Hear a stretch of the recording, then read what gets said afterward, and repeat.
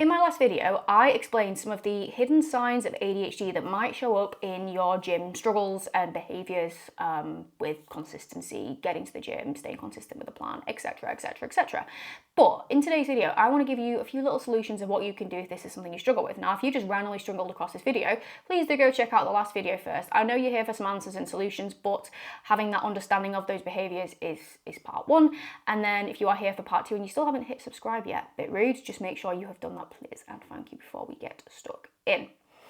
So, how do we stay consistent with the gym? Now, in the last video, I ran through lots of different reasons why, if you have ADHD, going to the gym, staying consistent with the gym might genuinely be a bit more of a challenge for you. And challenges that you might have internalized as being lazy, not disciplined enough, and you probably have been told that by people.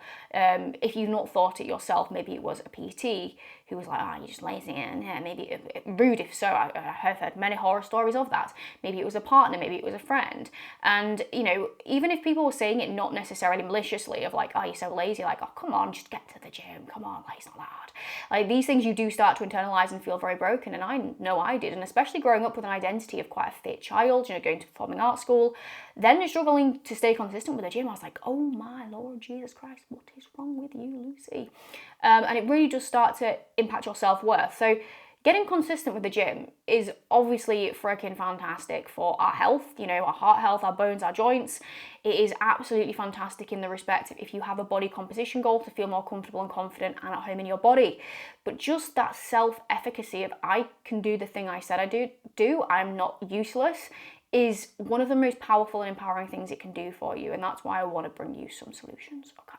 I would be doing my clients a disservice, however, if I gave you every single solution. So let's run through a few little solutions, and if these have been helpful for you, I go into much more depth and detail and provide more solutions inside my Wired to Thrive program, which is my 10-week program, which takes you from struggling with inconsistency when it comes to your health and fitness journey, because you have ADHD and the systems have never worked for you, and showing exactly how to make every single element work so that you can thrive, you can be happy, healthy, lose weight, whatever the hell it is with your ADHD brain. At the time of recording this, Spaces will be going live very soon. At the time of uploading this, I'm not actually sure when I'm going to upload this. Spaces might be live, the program might have closed, but anyway, what I will do is leave all the details below so you can secure a space, get yourself on the wait list, etc. for wherever we are at, because I don't actually know at the time of recording this for full transparency. But here we go, let's go into a few solutions. So, one of the things we spoke about was that going all in, burning out, and then crashing. And this is because generally ADHD is when they start to commit to something, they go all in, they go to a bit of an extreme. And it might not feel like an extreme in the respect of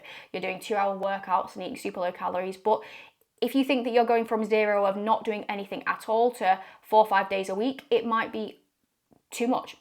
So one of the things that I do with my ADHD clients with pretty much everything, so food, steps, training, is working range targets. So if you're like, I really want to go to the gym 4 or 5 days a week, which is absolutely an amazing goal, have that as your like top end of the range, but then have a minimum. So weeks where things are really busy, weeks maybe you are feeling quite tired, and maybe that's 2 workouts a week. And what this does is it allows you to actually start to get a bit curious of how you're feeling, but also just work with the ebbs and flows of life, because some weeks it's not possible to do that. Some weeks, whether you're tired, whether you're ill, and what that does is it stops you feeling like you failed, right? If you've said to yourself, it's that quite literal thinking, I'm doing 5 sessions a week and you do 3, you feel like you failed, and then it might be like, well, I can only do 3, what's the point? Or nothing kicks in. Whereas if you say my minimum is 2, and that's, you know, your minimum should be something that you can do pretty much most weeks, unless, I don't know, you are really sick or, you know, there's just something really, really, really busy going on. That's something you can commit to. That's what you do on those weeks. So you work within a range target, and that removes that all or nothingness. It also is very good for preventing that burnout. Like if you said, I'm doing 5 sessions a week, and you push to do 5, even when you're doing a super busy week, so maybe you get up at like 4 a.m. to get to the gym and you're just absolutely exhausted, what that allows you to do is give yourself some grace to go, right, I've got a crazy busy week of work, so I'm going to just do my 2 sessions this week because that is my minimum baseline for what I do. So having like a minimum baseline for busy, chaotic, stressy weeks, and then that's my gold standard of what I really want to aim for, and you work within that range, and that is an absolute game changer. The next thing is planning exactly when and where and what you're going to do in the gym. A lot of the struggles with the task initiation come from the executive function of making decisions, and especially if you're going to go first thing on a morning or after work, where first thing on a morning you're not going to wake yet, or after work where you've already made loads of decisions, maybe you've been masking all day, you're tired. Just the thought of not only going to the gym but deciding what session am I going to do, what do I need to wear, what do I need to pack, how long is this going to take, what time do I go? All of these things can just make your brain go, no, I'm not going to do it, because it's a lot of decisions.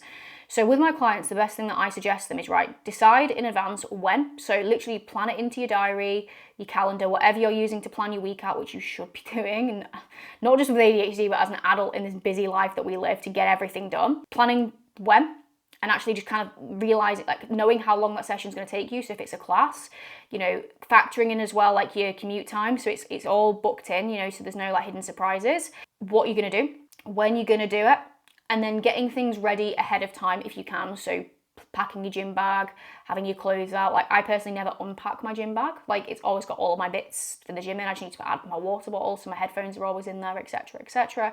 So just making it so much easier to take action, and task initiation and that getting started, and not that time blindness, those issues that we discussed on the last episode, video episode, ting, whatever we're going to call it, those are made infinitely easier when you already have made those decisions for you. Like task initiation sometimes can be hard, knowing like what do I start with, what do I do, etc., etc.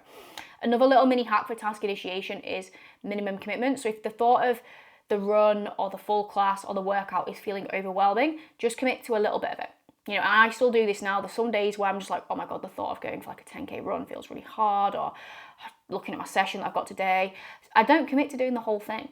I reduce the friction in the brain by going, right, just do the first 2 exercises, or just do 20 minutes, or just do the first kilometre.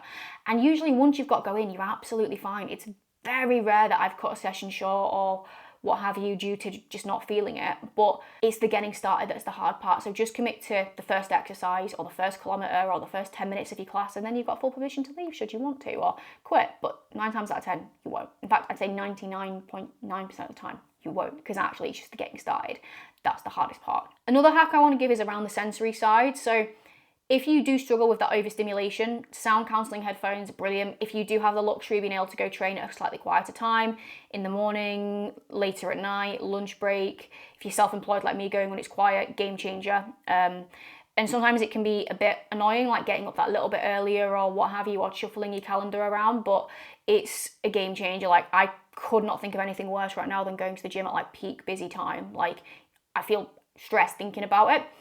But also, like, what else is going to help you from a sensory perspective? So I've mentioned the sound counselling headphones to sort of keep things quiet. Maybe not going to classes where there's loads of like loud music and like lights flashing. Maybe looking around different gyms, because some gyms are very sort of dark, grungy, neon lights sort of vibe. Some are actually a bit more sort of quiet and placid, and there's obviously quite a few sort of like PT sort of private studios that are really quiet. Also things like what you're wearing. Like I love the idea of like a matchy cutesy gym outfit girly, but a lot of them are so like tight and suffocating. I'm like, I don't feel good. So sometimes I literally look homeless going to the gym in like trackies and a baggy t-shirt, because I just feel comfortable. And thinking about the sensory overload from that perspective, like if you're feeling really uncomfortable in what you're wearing, that just adds to the load. So you should feel really comfortable in what you're wearing. It doesn't, as long as it's appropriate to exercise in, who gives a fuck what you're wearing? Like wear what you want to wear, okay? And then the final hack I'm going to give today is all about dopamine, which is the big D when it comes to ADHD. I think dopamine is the D in ADHD, probably both the Ds. I know it's not. So with dopamine, what we need to be thinking about is, how do we keep dopamine alive? How do we keep that sense of reward coming from the process?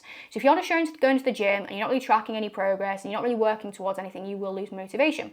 So I always do suggest have a goal, have something you're working towards, whether it is working towards a 10K. And if you have got a running goal, I cannot recommend actually booking in like a race rather than just doing it. Like I'm just gonna run. Like it helps so much having like a date to work towards, set deadlines with things, work in like chapters. So maybe I'm gonna follow this program for 3 months, and I'm going to focus on my strength for 3 months, and I'm going to focus on this, and having little focus points, and having something that's where you can track your progress visibly is so rewarding with the gym. So logging your lifts and seeing them getting stronger, tracking your runs, looking at your distance, your pace improve, even like other elements. So if you've got like a smartwatch, looking at things like your resting heart rate coming down, your recovery improving. Obviously, if you have got a weight loss goal, tracking that side of things. But just having something where you can see the progress, it's rewarding. Like if you're not really keeping tabs on anything, like you are just going to lose motivation. Like I remember going to the gym with no sort of tracking process, and it's just like, but if you can see that reward, it does massively help initiate that dopamine, which keeps you consistent in the gym.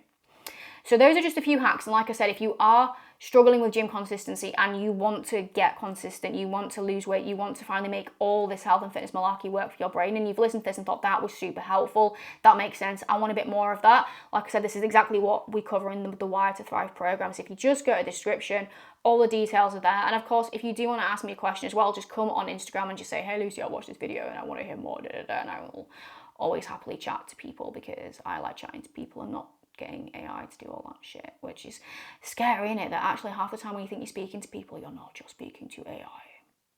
But anyway, over and out for today. Let me know if this has been helpful in the comments as well too. I'd love to hear it. Have a fantastic one, and I'll see you on the next video, episode ting, whatever we are going to call them.